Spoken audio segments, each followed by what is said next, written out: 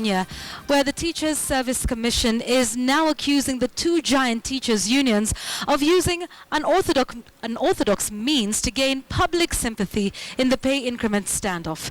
TSC has written an angry letter to the lawyers representing the Kenya National Union of Teachers and the Kenya Union of Post-Primary Education Teachers, warning them to stop what TSC calls unnecessary threats.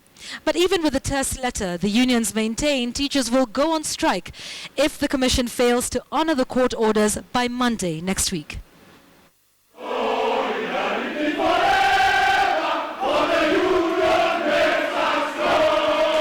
Since the Supreme Court upheld the 50 to 60% pay rise for teachers on Monday, teachers' unions have maintained one position. We hope they are prepared to pay teachers by 31st.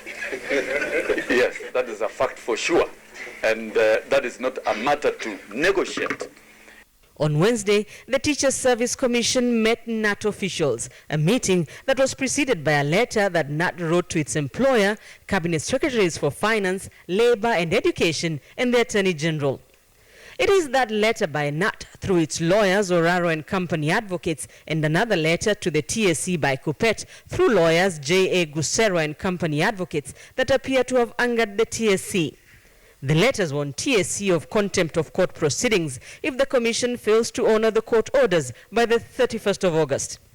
The TSC, through its lawyer Stella Ruto, in a letter to NAT and Kupet's lawyers, says it is unbecoming to utter what TSC calls unnecessary threats which merely obscure issues and do not advance the rule of the law. The TSC says the unions are fully aware of how public funds are generated, the process of apportionment and the eventual disbursement, a process the TSC says is guided by the Constitution and the law.